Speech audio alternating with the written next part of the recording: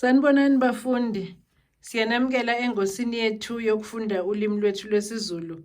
Sisaqhubeka nokufunda yona incwadi Ithemba lami ebhalwe nguLangalibalele Felix Mathenjwa. Isahluko esisifundayo namhlanje esesine. Siyacela ke bafundi ukuthi ni-subscribe kule channel yethu, ni-like ama-videos ethu, niwa-share futhi nabanye ukuze kusizakale abafundi abaningi. Isahluko sesine.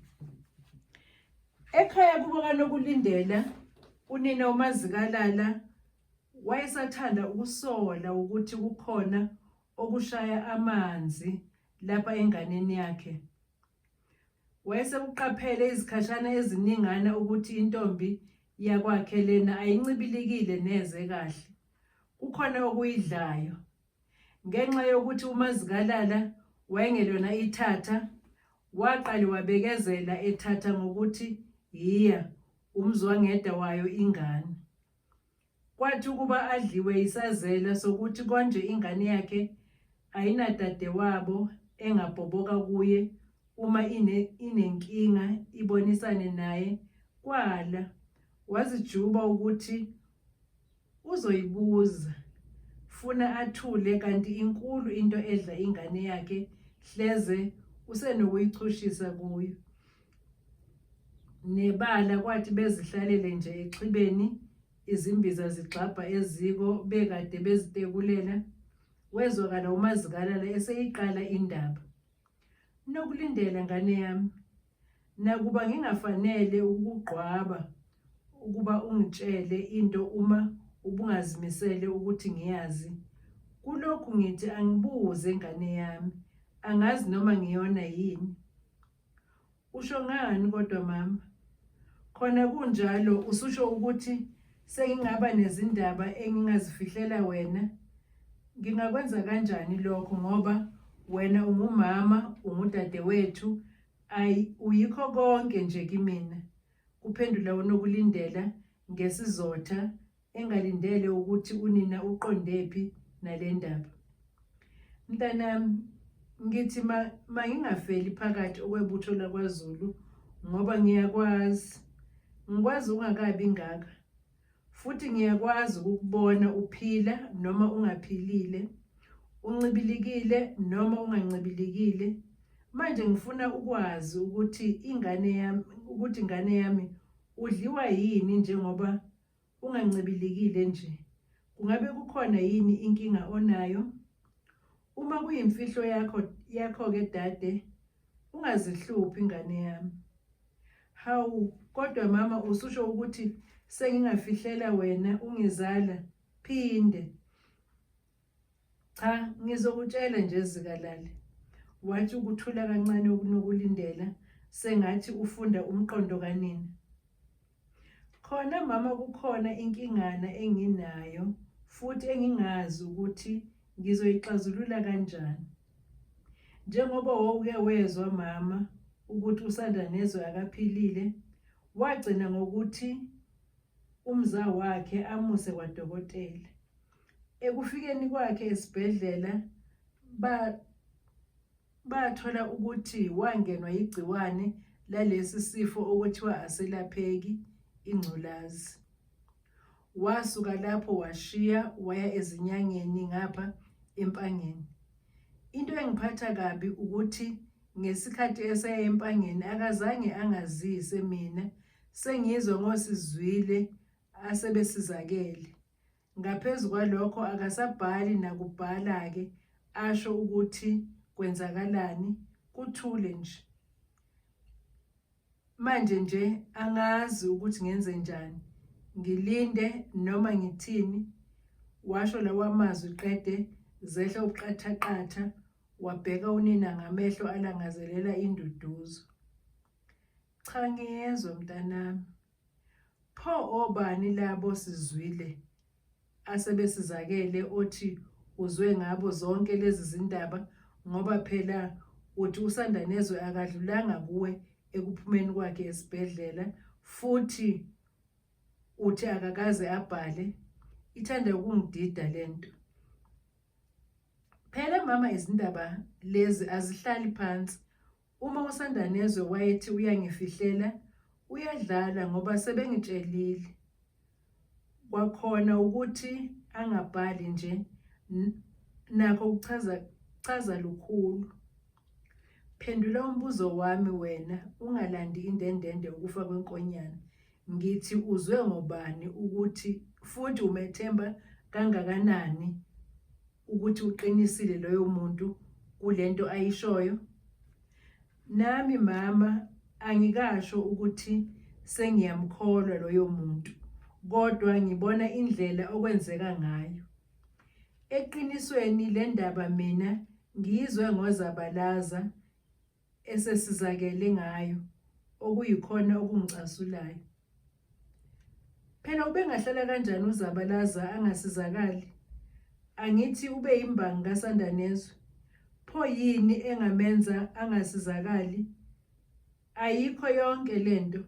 Lona ukutshelile uzicabela eyakhe naye indlela. Uma usuqala ukumkholwa, kusho ukuthi usufuna ukumvuma. Asazi-ke ukuthi uyoba yini kuyihlo, ngoba umuntu owaziwayo lapha ekhaya nguSandanezwe. Uze wazi ukuthi ungamvuma uyobe usithele ngehlazo, nawe uqobo uyobe uzethukile ngoba izwe liyothi wehluleka ukulinda isoka lakho. Thina usibona nje oyihlo labasabalinda iminyaka 3. Asazi-ke wena ongasakwazi ukulindela igama lakho, ukulandela igama lakho engakwetha lona.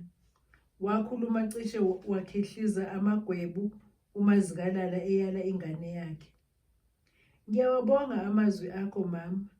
Ngizozama ukuthi ngimlinde uSandanezwe, ngingamjabhisi ngoba vele nginalo ithemba lokuthi uzosinda noma ngabe usezinyangeni. Ngiyabonga impela ngane yami. Kusemhlabeni lapha akuzo zonke izinto eziyokuzela kalula. Imana yagcina ngabasendulo. Sekuyisikhashana uSandanezwe afika lapha kwaMbeje, kodwa lutho ukubhalela ekhaya. Angisayiphathi phela engoduso yakhe unokulindela. Esahlezi yedwa ethatha ebeka ngomcabango, wafikela umqondo wokuba abonane noNonkamfela ake acele izinsukwane athi hulukuqu ngasekhaya. Wabona ukuthi njengoba esahlezi nje elinde imithi, ngcono ake ayobabona ngasekhaya, edlulise nothi lomzimba kuNtaba ziyadilika wakhe. Nebala wazijuba waya kuMbeje ngayo leyo ntambama eyothula isicelo sakhe. Mankonofela, wankonofela izifo zabafu nabafukazana. Makhosi amakhulu, sikhulekile. Ngena mfoka Mkhumalo, sizwe ukuthi sekonakeleni. Uma usuphethwe isilonda sokuhlala, silethe sisinkonofele thina bomankonofele. Cha baba, akulutho olungakanani. Bengithi nami angicele ke ngiyobalunguza ngasekhaya ngoba selokhu ngahamba abazi ukuthi isimo sinjani. Sengenzela nokuthi ngikwazi ukuthi ngigcwalise lokhu okwasilela baba. Hayi, kuyezwakala ndoda yamadoda. Nakuba indima yethu esasiyalile ingakabi banzi kangako. Ngingathi ngizokuvumela ngoba nomuthi wakho kusafanele ngowulandelena ePutukezi, cishe ekwethwaseni kwalena ezoqala. Lena eminye imithi ungalokhu uqhubeka nokuyisebenzisa njengoba ngangikuyalile. Uma usuhamba udlule ngapha ngoba kukhona okuphuza okuzofanele ngikunike wona, uqine, ungahambe uhabula futhi ngale emakhaya. Wabonga uSandanezwe, wayesenikela elawini lakhe eyoqoqaqoqa. Ulaphaya elawini eqoqa nje, inhliziyo yakhe ayisekho, isisegugwini lakhe ebaqulusini. Usha amashushu sengathi ngabe useyalibona. Uyabheka nokuthi ekhaya uyofika bengamlindele ngoba akekho owaziyo ukuthi uyeza. Pho wayezohlushwa yini izwe selahambeka kalula nje? Usukwazi ukusuka kwelinye izwe uyolala kwelinye ngalo lolo suku. Nebala wazibamba izinqola zakhukhumba naye njalo ziphikelele kwelasenhla. Uhamba lapha kwaMbeje nje usanda nezwe, useyabukeka nokuthi umuntu. Akusesona lesiya sipoki afika eyiso. Nakuba kubonakala ukuthi ukufa kuyamudla, kodwa sekukhona ubungcono osebukhona. Ekufikeni kwakhe ekhaya kwaba ngenkulu intokozo ukumbona ekulesi simo. Kubukeka sengathi kukhona ubungcono obutholayo lapho ukhona, kanti negazi lakho likhomba khona ukuhlambuluka, kusho unini. Khona kunjalo mama, uma kungekhona ukuthi ukufa kuyasikhohlisa, kuthi lala lulaza. Phela uma uqikelele ukwenza lokho okushiwo inyanga mntaka baba, ayikho into nokufa okungasikhohlisa ngayo. Khona kuyaye kube kuhle uma inyanga isazi leso sifo ingasifuniseli, ngoba uma isifunisela singayehlula nina benithi isisinqobile. Yiqiniso lona lelo mama, kodwa ke leya engikuyona cha, bayayisho ukuthi ayivumi ukwehluleka. Hayi ke uma kunjalo asethembe mntanami, nakuba kuthiwa alibulali. Into ehluphayo ukuthi okunye okuyizinyanga uke ukuzwe kuzikhukhumeza, kanti kuvame ukudla ngezinhlobo ezithize zezifo, hayi zonke. Kodwa ke nokho asethembe, abhekise kudadewabo. Nomkhizo, ake ungiphuthume, usangibonela nje ingoduso yami unokulindela. Nakho nangenkathi ngihamba angibange ngisakwazi ukumbona. Awuzweke mama into engangiyisho yokuthi cishe umfowethu akedlulanga kwaHlazakazi. Lutho mfowethu, sekunesikhathi sagcinana nawe ukufika nje bese sike sayingqumuza nomama ukuthi kufanele ngiyombona ngimazise ngaso sonke isimo. Ungabe usahlupheka ngaye ngane yakwethu, sengiyovukela khona kusasa lokhu okusayo. Ususho ukuthi usuyohamba uyihlo ungasambonanga ngoba uyobuya kusasa konyokolume lapho evakashele khona. Akusenani mama, sengiyombona ngibuye ngoba ngiyazi nginecala kunokulindela. Khona uqinisile fana, hamba uyomisa ingane yabantu isibindi, yazi ukuthi usaphila, ingahlali kanti ilinde ubala. Benginesifiso ke futhi sokuthi uma usubuya lapho kwaHlazakazi ke siye lapha kwaNdebele ke bayokubeka izandla. Inhliziyo yami ilokhu ayithandi ukudela neze ngoba uma sekunjena kuxutshwa yonke into, akwaziwa okuyophumelela. Uqinisile umama kulokho mfowethu. Nami sengike ngababona abantu ababuya lapha besho ubungcono obuthize ababutholayo ekusebenziseni iziwasho zakhona. Cha mama, nawe dadewethu, ngizoya laphana kumthandazi njengoba nisho, kodwa mina ithemba lami elikhulu likuNonkamfele. Nokho ke ukuze nigculiseke okungcono, ngibona kungcono siqale lapha kumthandazi kwaHlazakazi sengiyovukela khona ekuseni kusasa. Cha fana, ngoba asikazilungisi kahle zonke izimfanelo zakhona, kungcono siye khona kusasa uma usubuya kwaHlazakazi. Hhayi, kulungile mama. Kungcono ngisale sengikwenza konke khona kusasa ngoba nakho sengathi selishonile kanti nalendlela ikude. Sengiyovuka ekuseni ukuze ngisheshe ngibuye ngithole nethuba lokuya esayonini. Nebala ukusakwaziwa nguye amabombo owabhekisa khona kwaHlazakazi. Esahlezi ngasemthonjeni ecabanga ukuthi uzokwenzenjani, wezwa ngezwi lihayela phansi okomuntu obulawa umzwangedwa.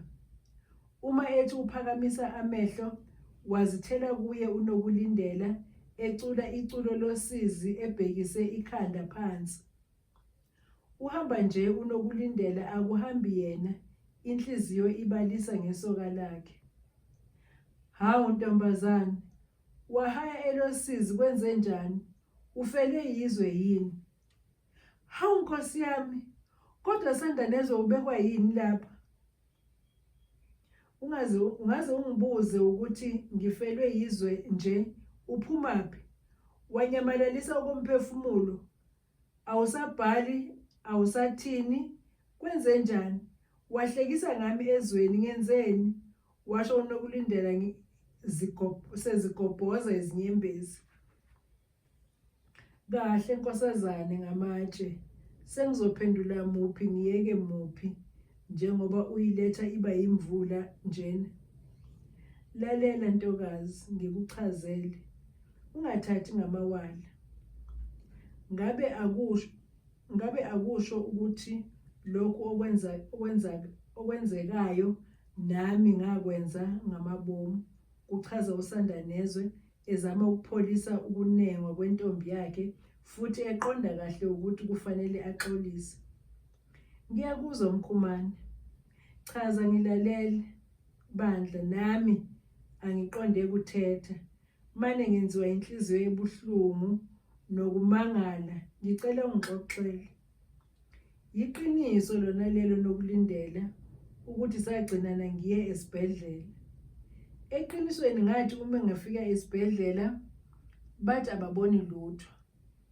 Guququ kamuva sebengitshela ukuthi ngangenwa igciwane lengculazi. Ngokubona ukuthi bayangibhedela, ngaqoma ukuyofela ezinyangeni zakithi zomdabu. Kumanje nje ngelashwa ugalagala lwenyanga yakwaMbheje kuleliya lasemacekane kwesakwaMadlebe eMpangeni. Eyakhe imithi akuyona imishana lena esetshenziswa yiyo yonke imiphuphe yezinyanga. Eyakhe ilandwa ePutukezi nasemaMpondweni. Ukhokho vula uqobo lwakhe loya, hhayi yonke imithuqasi lena eseyagcwala lonke izwe. Laphaya uzibonela ufika ukuthi kuyelashwa akudlalwa.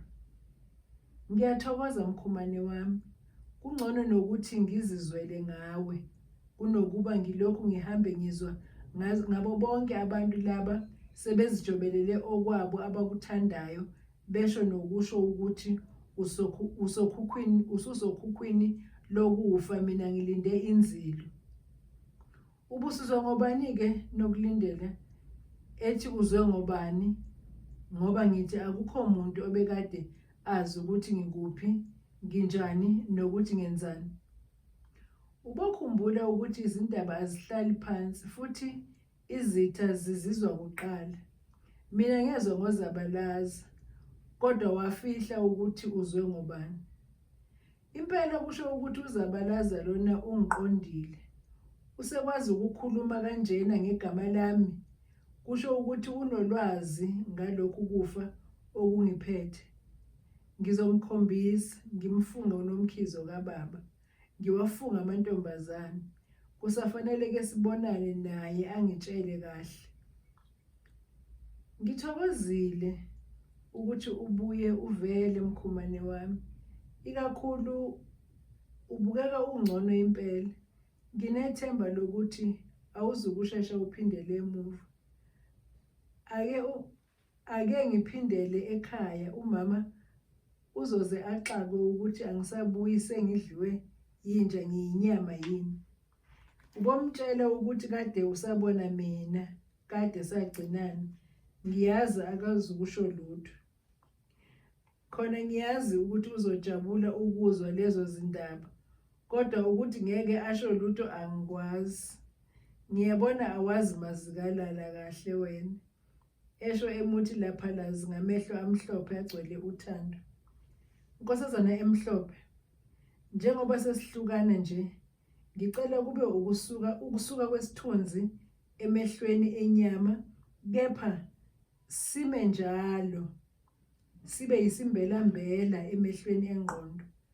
Ngicela Ntombinkulu, unganyakaziswa amawongowongo nezivunguvungu zomhlaba bese uyangilibala, ngoba lapho ngikhona ngihlale ngikukhumbula njalo. Bambelela uhlale ulinde njengebizo lakho. Mina ukuphila sengingopholile, futhi ngiyathemba ukuthi ekubuyeni kwenyanga yami ePutukezi ngiyokhululeka ngibuye sibe ndawonye, sithandwa, zijabe izimfamona nabathakathi abangozabalaza abazabalazela ukuthi sife. Ngicela into eyodwa kuwe nkosazana, washo wayibheka emehlweni kwangathi uzama ukufunda umqondo wayo. Ngicela ungithembise ukuthi uzongilinda bese kuthi ekubuyeni kwami uyophekela umama akasenamandla. Ngiyakuzwa mkhumane wami, ngiyakuthembisa futhi ukuthi ngiyokulinda noma ngabe yisikhathi esingakanani. Ngiyomane ngiphoxwe nguwe, washo qeda izinyembezi zagcwala amehlo, walithi laphalazi isoka lakhe ngazo izimbulungakazi ezicwile echibini lezinyembezi. Nokulindela ungowami, futhi uyoba ngowami njalo. Ngakho-ke akekho engilindele ukuthi ayovusa umuzi kababa ngaphandle kwakho. Ngiyabonga ukuzwa lawo mazwi. Ngisaphuthuma ngasekhaya. Ndlelanhle mkhumane wami, sengathi izinyanya nezinyandezulu zakomkhumane zingahamba nawe. Ngiyawabonga amazwi akho nkosazana. Angimisa idolo nethemba lokuthi elakithi alisoze langilahla. Nokulindela sesiyobonana ngibuye. Ngicela ungilinde ngalomgexo ube yisikhumbuzo sothando lwami kuwe. Ngiyabonga sithandwa, kumamatheka uNokulindela. Behlukana uNokulindela, wathwala imbiza yakhe, wenyusa umqansa oya ekhaya. Wama usanda nezwe kuhle kwesiphunzi, wayibuka ingoduso yakhe yaze yayosithela elokhu ebalise njalo ngenhliziyo. Wayezizwa efikelwa umona nefundulwana lokucasuka uma ecabanga izinto ezazisho uzabalaza ngaye. Wasuka lapho waqombola esebheke ekhaya. Endleleni engazelele wazithela kuzabalaza ehamba neviyo lezinsizwa zangakubo, kungathi baya emsindweni. Babehuba ingoma angayizwanga kahle, aze wayizwisisa kahle sebeseduze. Insizwa zahamba zabuya nokufa, insizwa zagula zangelapheka, insizwa zaqonywa zagula, insizwa zeqe zibhedlela. Uzabalaza uyena kanye owayehola leli hubo. Heshe mashinga, wakhonkobala sengathi inkonyane ingancelile yini. Niyagula kodwa niyafihla. Wosh mame, kwasho yena njalo uzabalaza ngokweyisa, engalinde nampendulo. Beqhubeka betshakadulisa okwamankonyane. Wathukuthela usanda nezwe, kwathi akaqhume. Kwathi khona esebona ukuthi naleli hubo abalihayayo balihaya ngaye, kwathi akafe. Wezwakala esekhuluma yedwa ukuthukuthela. Uzabalaza lona ungedelela kanjena ngoba ehamba nezinsizwa zangakubo. Siyoze sinqwamane esikhaleni sezimpisi neziyendane ngimfungo nomkhizo kababa. Wafunga wagomela umfoka Mkhumane enxapha ubala. Wabona nje ukuthi yiya konakele, uthukuthele ugana unwabu umfo lona. Ekufikeni kwakhe ekhaya wahamba nonina baya eSayoni noNdebela esasakhe ngaphesheya kwehlokozana elalingenzansi komuzi.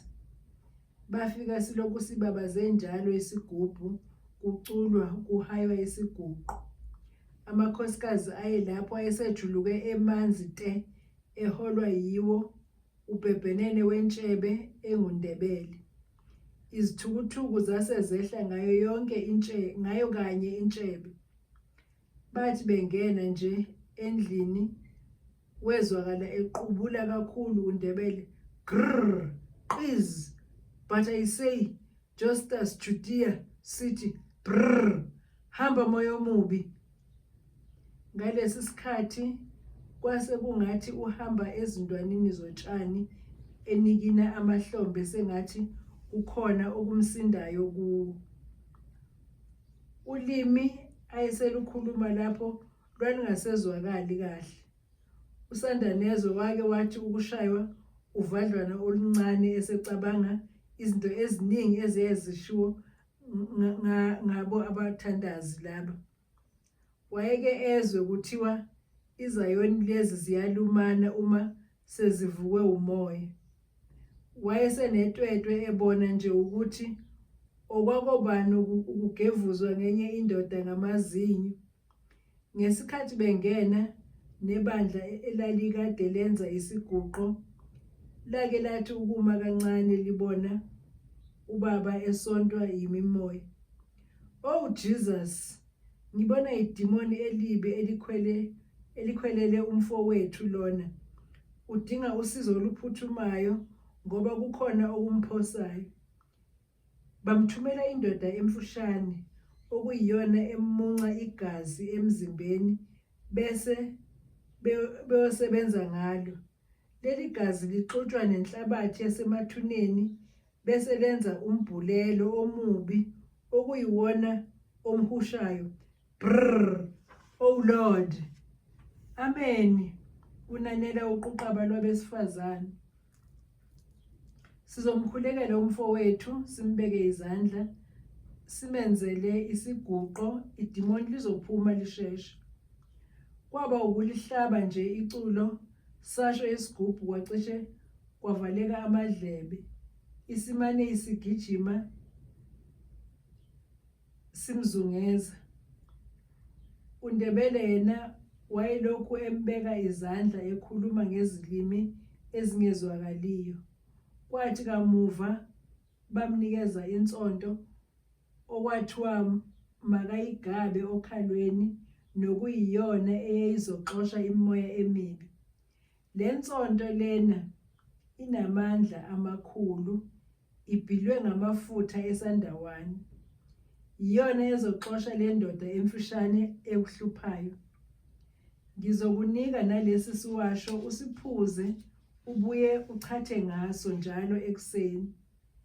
Le nsonto ungayikhumuli noma ngabe wenzani, ngisho ugeza imbala. Lapha-ke angiquli nakuqula ukuthi uzosinda. Inkokhelo yami namandla esithunywa ngama50 opondo. Nebala uSandanezo wayikhokha leyo mali ngoba wayengazi ukuthi yikuphi ngempela okuyomphilisa. Into eyayifike yaphawulwa yilesi Sayoni eyokuncishelwa igazi, lokho okwakubukeka sengathi yikho okumzacisayo.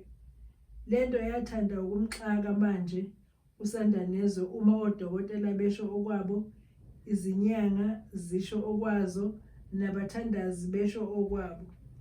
Wagcina ezitshele nje ukuthi uma abakubo bethanda ukuthi aphile, uzophila. Mama, uma le mikhuleko yalaba bantu ingangisindisa, nami sengingayibuka ngelinye iso lento yokukholwa. Eqinisweni nje ngingasebenza ngokusemandleni ami ukuthi kugcine ngolunye usuku laba yabantu sebekhonzela endlini abayakhelwe ngusanda nezomkhumane. Asazi mntanami, siyethemba ukuthi njengoba abanye bayaye bakuthole ukusizakala, hleze nawe uzosizakala. Khona ngempela uma usucabanga izimanga ukuthiwa zazenzeka emandulo eBhayibhelini, ungagcina usuyikholiwe lento abayishoyo. Kanti-ke njalo manje bathi zisenzeka kulabo abakholwa ngeqiniso. Kazi umuntu angenze njani ukuze abalwe nabo? Uma ngingaphulukiswa kulesi sifo, angiquli ukuthi ngingagcina sekuthiwa ngingumshumayeli omkhulu kuleliya bandla. Wohe mntanami, konke kuyintando kaSimakade nabaphansi. Siphela lapho-ke isahluko sesine bafundi. Sicela nisilandele futhi esifundweni sethu esilandelayo lapho sizobe sifunda khona isahluko sesihlanu.